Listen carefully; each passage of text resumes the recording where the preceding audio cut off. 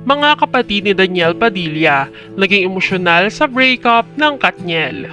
Ilang araw mula nung inamin ni Catherine Bernardo at Daniel Padilla ang kanilang breakup. Ngunit magpahanggang ngayon ay trending pa rin sila sa social media. Maraming netizens ang nalungkot at naging emosyonal dahil sa pagwawakas ng relasyon ng Katniel. Maging ang mga sikat na artista ay apektado sa hiwalayan nila.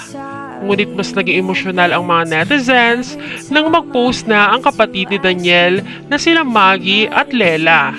Unang nag-post si Maggie sa kanyang IG story ng throwback picture nila ni Catherine. Matapos siyang nag-comment sa post ni Catherine Bernardo kung saan sinabi nitong, "We love you." Agad ding nag-post ang isa pang kapatid ni Daniel na si Carmela, kung saan ibinahagi rin ito ang masayang picture nilang dalawa ni Catherine kung saan nakayakap sila sa isa't isa.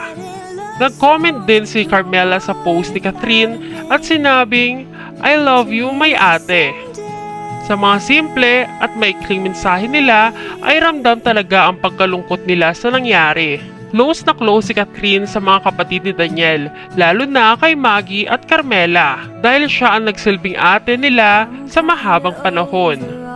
Mayroon ngang isang interview noon si Maggie kung saan sinabi nito na si Catherine daw ang kanyang unang nilalapitan tuwing may concern siya sa mga bagay-bagay. Apektado rin ang ina ni Daniel na si Carla Estrada. Nag-post rin siya sa kanyang Instagram ng picture kung saan kasama niya ang Katniel, na may caption na "We love you both." Agad na kumalat sa social media ang hiwalayan ng dalawa dahil sa tagal ng issue na ito ay sa wakas natulukan na din. Matapos kumpirmahin ni Catherine at Daniel ang kanilang breakup sa kanilang mga IG account, maraming netizens ang hindi naiwasang maglabas ng sama ng loob kay Daniel. Dahil hindi nila inakala na magagawa niyang lokohin si Catherine. Masakit man isipin, pero dapat nating tanggapin kung ano man ang kanilang naging desisyon. Marahil ay napagod na si Catherine sa kaiintindi sa paulit-ulit na ginagawa ni Daniel. Hindi man natin alam ang buong kwento at tunay na dahilan, ngunit hindi bibitaw ang isang babae sa relasyon kung wala itong mabigat na dahilan.